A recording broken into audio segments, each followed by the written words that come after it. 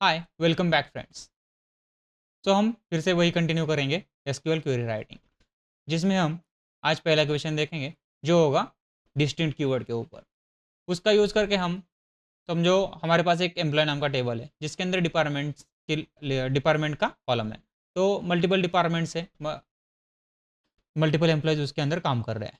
तो हमें क्या करना है, डिपार्टमेंट का नाम यूनिकली पेज करना है। मतलब IT department 10, suppose IT department के अंदर 10 लोग काम कर रहे हैं, फाइनेंस डिपार्टमेंट के अंदर 4 लोग काम कर रहे हैं। तो हमने डेटा भेज किया तो फाइनेंस डिपार्टमेंट 4 बार आएगा, आईटी डिपार्टमेंट 10 बार आएगा। बट नहीं, हमें एक ही बार चाहिए, मतलब यूनिक रिकॉर्ड्स चाहिए। तो उसके लिए हमें क्या करना पड़ेगा, हमारे पास डिस्टिंक्ट नाम का कीवर्ड है। सबसे पहले हम हमारा टेबल देखते हैं। लेट्स सी, आईटी डिपार्टमेंट के अंदर हमारे पास 2 एम्प्लॉय है, जॉन एंड सारा। एचआर के अंदर एक ही है, फाइनेंस के अंदर भी एक ही है, बट आईटी डिपार्टमेंट के अंदर 2 लोग हैं। नॉर्मली हमने यहाँ पर let's select department, where is that,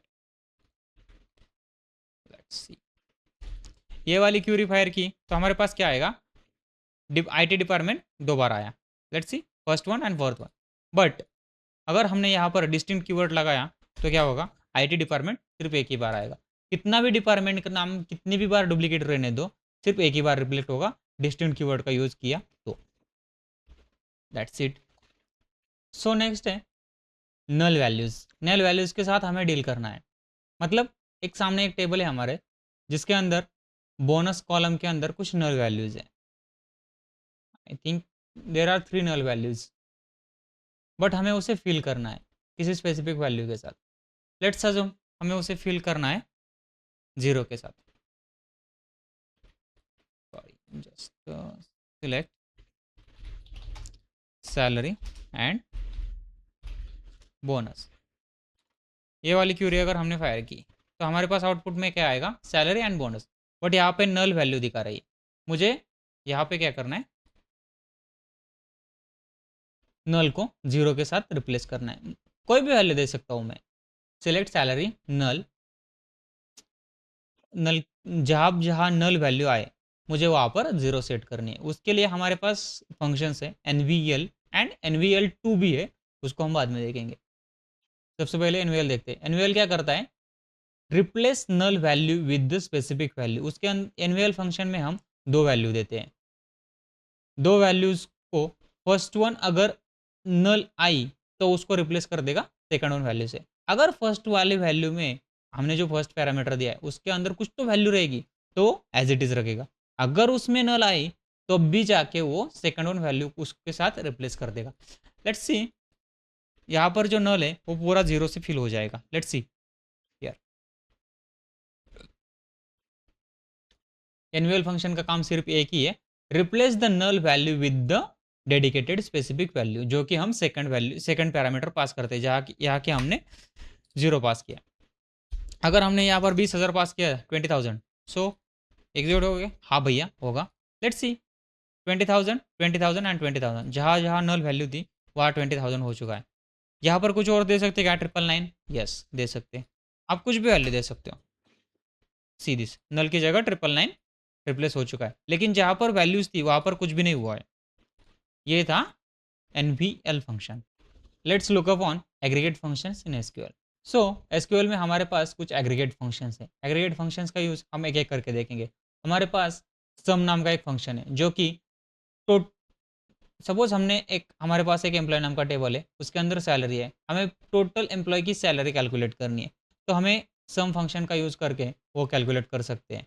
वो वो जाएगा पूरा सम, पूरा जो सैलरी कॉलम है उसके अंदर जितने भी सारे वैल्यूज है उनकी सम कैलकुलेट करके हमें रिटर्न कर देगा। Let's see 4,71,000।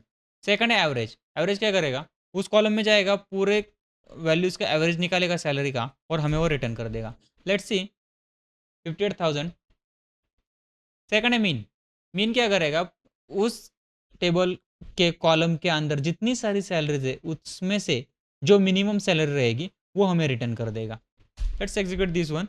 सी 48,000। उसके बाद मैक्स। मैक्स क्या करेगा, सबसे लार्जेस्ट जो सैलरी रहेगी, लार्जेस्ट वैल्यू वो रिटर्न कर देगा, जो कि 72,000 है। और काउंट, हमारे पास कितने सारी सैलरीज हैं, मतलब 1 2 4 एम्प्लॉय 5 एम्प्लॉय जितने सारे रिकॉर्ड्स हैं वो सब रिटर्न कर देगा। हमारे पास टोटल 8 रिकॉर्ड्स हैं, सो इसने रिटर्न कर दिया 8। सो नेक्स्ट है reverse the order of records without descending keyword. मतलब ऑर्डर बाय में हम DESC का यूज करके हमारे टेबल के डेटा को असेंडिंग या डिसेंडिंग ऑर्डर में सॉर्ट करते थे। DSC कीवर्ड यूज करके डिसेंडिंग में सॉर्ट करते थे और ASC करके असेंडिंग में सॉर्ट करते थे। बट हमें रिवर्स करना है, but order by descending clause का यूज नहीं करना। सो उसके लिए हमारे पास एक टेबल है, एम्प्लॉय का ही टेबल है। सो उसके लिए हमने एक क्यूरी लिखी है, सिलेक्ट स्टार फ्रॉम एम्प्लॉयज, जो कि हमारा पूरा टेबल शो कर देगी सीरीज वन। सो उसके लिए हमने एक क्यूरी लिखी है, सिलेक्ट स्टार फ्रॉम, फ्रॉम के अंदर हमने टेबल की वैल्यू पास नहीं की, उसके अंदर हमने एक क्यूरी लिखी है। उसके अंदर हमने क्या लिखा है, select e dot star row number over order by employ ID as a Aryan. हर एक एम्प्लॉय आईडी के रो नंबर को एक रो नंबर असाइन किया है, उस टेबल के अंदर एक हमने एक्स्ट्रा कॉलम ऐड किया है। सो एक आउटर क्यूरी के अंदर हमने क्या लिया है, ऑर्डर बाय, DSC कीवर्ड का यूज नहीं किया, आर्यन इंटू -1। तो इससे क्या होगा, हमारा जो पूरा डेटा है वो रिवर्स ऑर्डर में सॉर्ट हो जाएगा। Let's see 8 7 6 5 4 3 2 1। So next question है, delete the rows with null value across the multiple column. मतलब क्या है, हमारे पास एक स्पेसिफिक टेबल है, उसके अंदर डिफरेंट कॉलम्स के अंदर जहाँ पर भी आपको नल वैल्यूज दिखाई दे उस पूरे रिकॉर्ड्स को डिलीट करना है।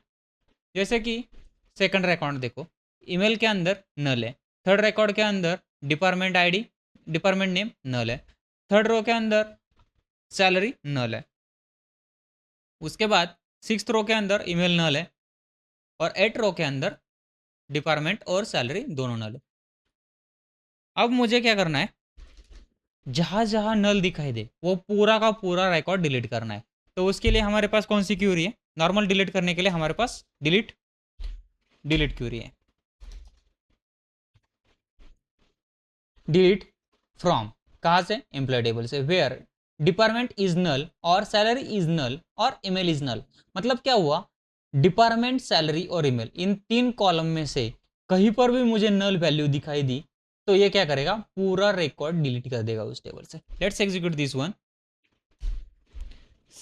सी 101 105 एंड 107 ए सिर्फ हमारे पास ये 3 रिकॉर्ड रह चुके हैं। क्यों, क्योंकि इसके अंदर पूरे एक्चुअल वैल्यूज एग्जिस्ट करती है, कहाँ पर भी नल वैल्यू नहीं है। जिस किसी में भी नल वैल्यू थी वो रिकॉर्ड्स हमारे पूरी तरीके से डिलीट हो चुके हैं।